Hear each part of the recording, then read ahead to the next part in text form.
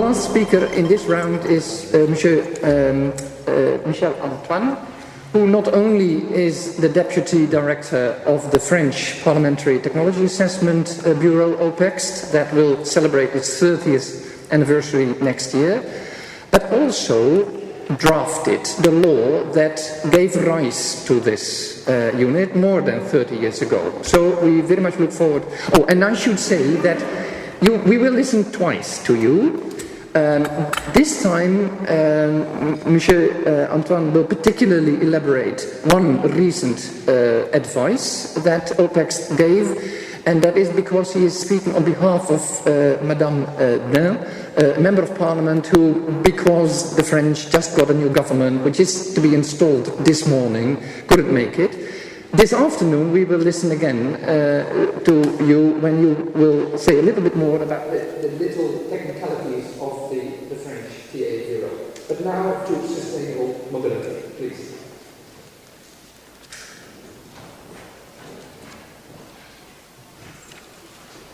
So first I would like to excuse Mrs. Le Dain that has to be present this afternoon for the vote of confidence to the new French government.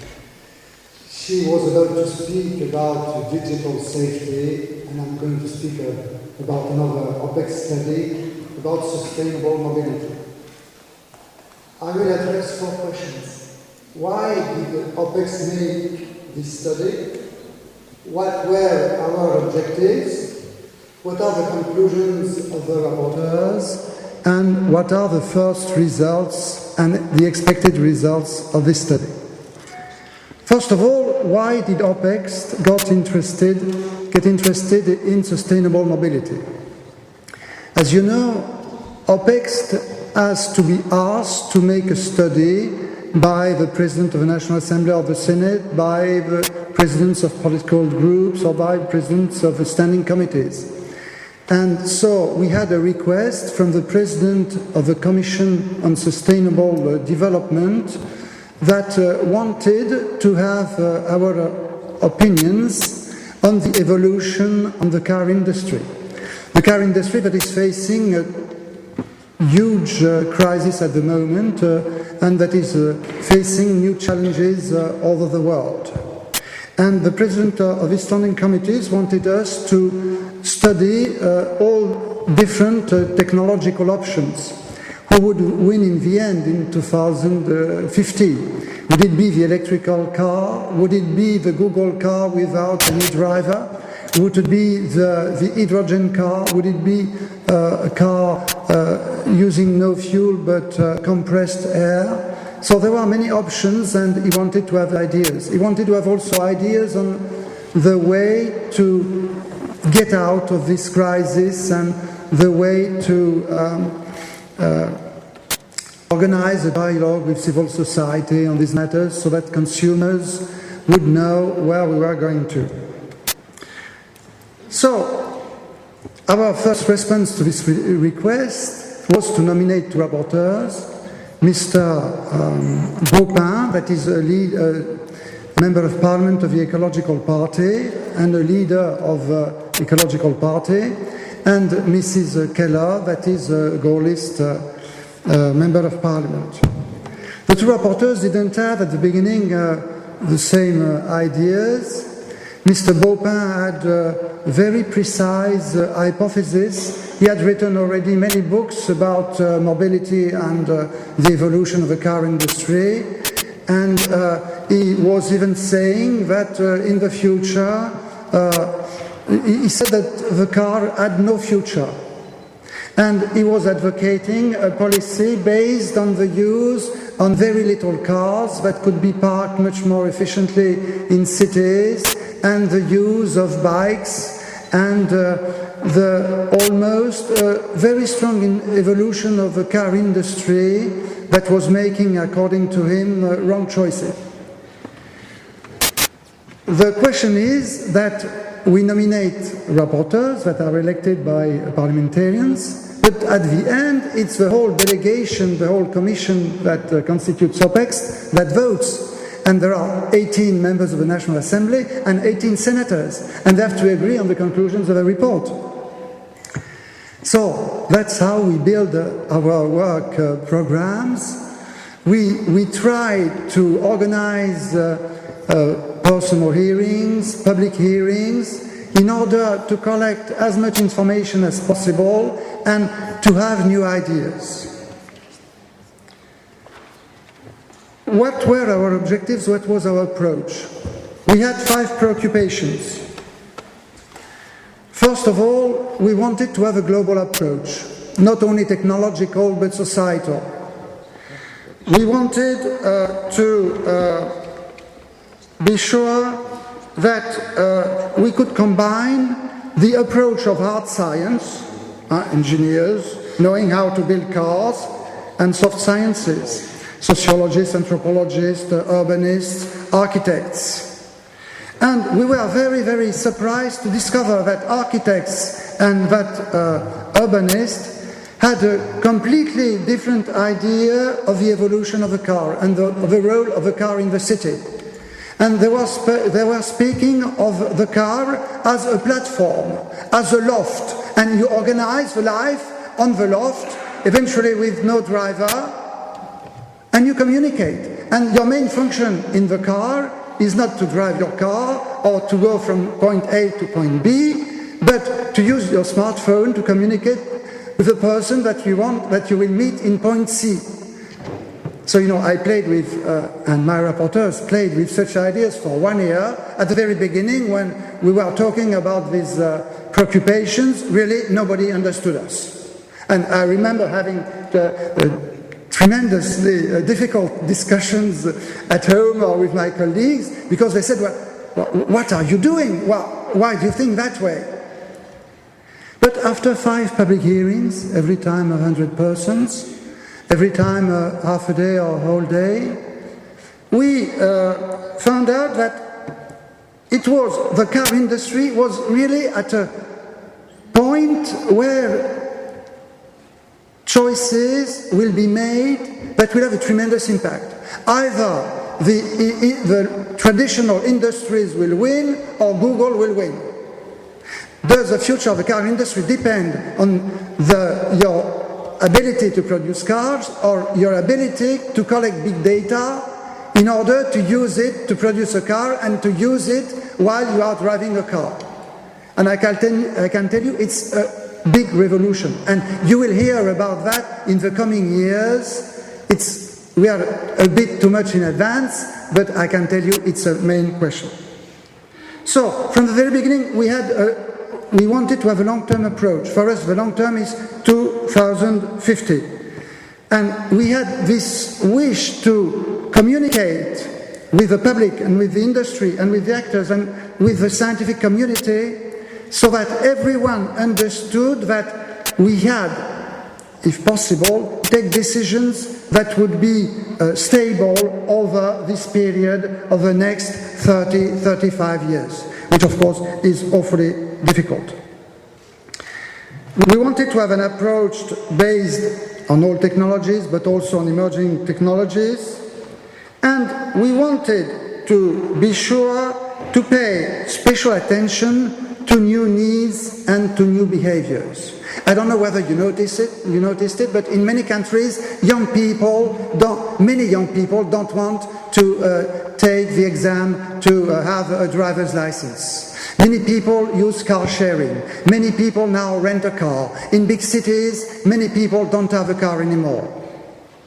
Of course, when I'm talking of that, it's a bit provocative, because you think of your own personal attitude and your own personal needs. But if you make a study, a comparative study on taking into account the effect of the role of generations, the role of the difference between men and women, the attitude towards mobility, the attitude towards climate change, you find very, very interesting results. But you have not to take care only your own personal opinion.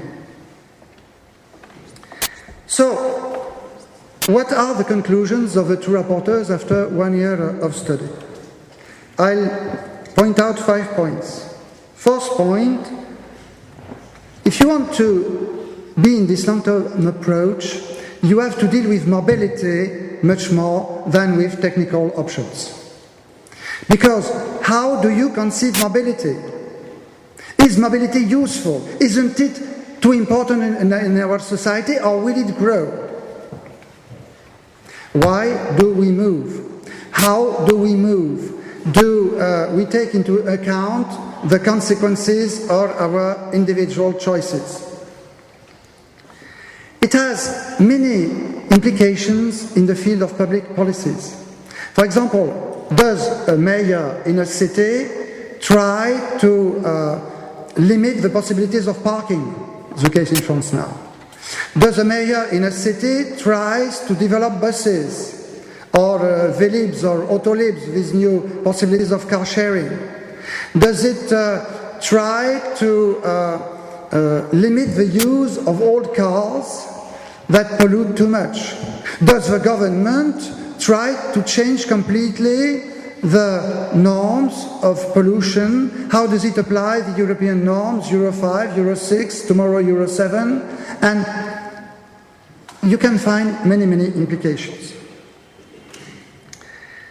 Second conclusion, we have to go towards more sober vehicles and probably to go towards smaller vehicles. Sober, it means vehicles that in 5 years, 6 years, 10 years will not use more than 2 liters of oil per 100 kilometers. It already exists, it's a bit expensive, it will take some time to be implemented, but if the car industry knows that there is a political wish to go into that direction, it will help greatly the situation. Third question, which is very interesting because it relates to the way the European Union and national states are confronted to the question of neutrality of public choices. In the European Union, when you are faced with different technological options, whether in the car industry, in the energy industry, in the communications industry, the answer is always the same: public policies have to be neutral. In France, for years, for decades, we had exactly the opposite attitude. The state wanted to make a choice. We made a choice for nuclear energy. We made a choice for diesel cars. Today, maybe we are going to make a choice for electrical cars. And all our hearings showed that today we are faced with many, many different options. Electrical car, traditional cars with oil, new generation of diesel cars, having lesser pollution, cars using hydrogen in 5-10 years, cars using gas, cars using compressed air, and probably more and more hybrid cars. So it is very difficult at the moment, from a strictly technological point of view, to know what option will win in the coming years. So the main conclusions of our rapporteurs said it is very important that the state be neutral towards these different political technological options, and it's very important that if the state helps the development of research on such a technology, it also helps the development of research on other technologies. Fourth conclusion, we have to be much more rational in the definition and the implementation of our public policies. I'll take only one example, the electrical car. You know that there was a big sign from the French government to promote the electrical car. And bonuses, we pay this car less. But at the same time, we have not developed a network of places when we can recharge our batteries. So if you have an electrical car in Paris, you are stuck after 50 or 60 kilometers. And it's a tremendous problem. And we are a centralized country, and we cannot reach the objectives of installing this network of recharge of batteries. So we are learning that even in the centralized countries, in a centralized country, you have to deal with decentralized institutions. Because many decisions depend on regional councils, depends on mayors, depends also on the oil industry, or on the gas industry, or the hydrogen industry, because the problem is the same for the distribution of gas and hydrogen. And of course, we are also linked to the decisions of the European Union, because the European Union would like to have a network of points of distribution of hydrogen, for example, every 300 kilometers in Europe. It's normal when you have a car, you are not going to stay in your own country, you are going to travel. Fifth conclusion, the necessity to anticipate. If we do not anticipate, we will be faced with tremendous difficulties. I'll take the case of China. In 2011, China produced 5,000 electrical vehicles. In 2015, it should produce between 500,000 and 1 million electrical vehicles. In 2020, it should produce 2 million electrical vehicles. In 2020, France will produce probably 50,000 vehicles. So 50,000 vehicles versus 2 million vehicles. It means that the electrical car tomorrow will be Chinese. If we do not react, that will be the reality. So what do? Do we anticipate? Do we make joint ventures with a Chinese companies? You see that Peugeot is now associated with a Chinese company with the help of the French state, which was completely inconceivable even 1 year ago, and furthermore 5 or 10 years ago. So let us anticipate and let us think global, let us think of pollution, let us think of health issues linked with these activities. Last point, what are the results, the first results and the anticipated results of our study? The first result is a book of about 300 pages, with an addendum of 500 pages with all the hearings, with conclusions of rapporteurs and international comparisons. So 106 conclusions by the rapporteurs. Maybe a bit too much, but that's what they wanted. These conclusions have been adopted unanimously by parliamentarians in OPECST, which was really a big challenge at the very beginning, as I said. The main result that we see already is that we have succeeded in creating a debate between all actors of the sector, between government, in different ministries that do not always agree between themselves, the industry, scientists, members of parliaments, consumers, NGOs, civil society. And there was such a need for a forum, for a place to debate, that most of the people that came to our hearings told us, when do you organize a hearing next year?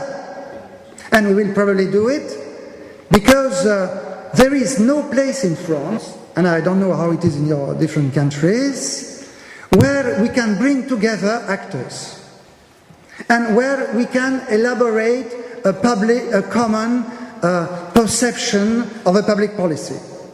And in the case of France, with the history of OPECST is almost the ideal structure to do it. When we ask people to come, they come. And so it's a question of how we organize these big hearings, these big colloquiums, and the subjects we address. What are the anticipated results? Yes, 1 minute. First of all, we will take part in the debate on energy transition.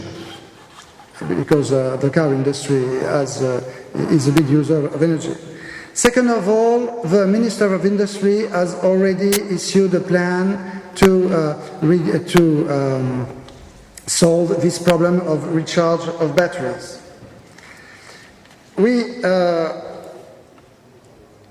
And last, we are anticipating better coordination of local actors with national actors.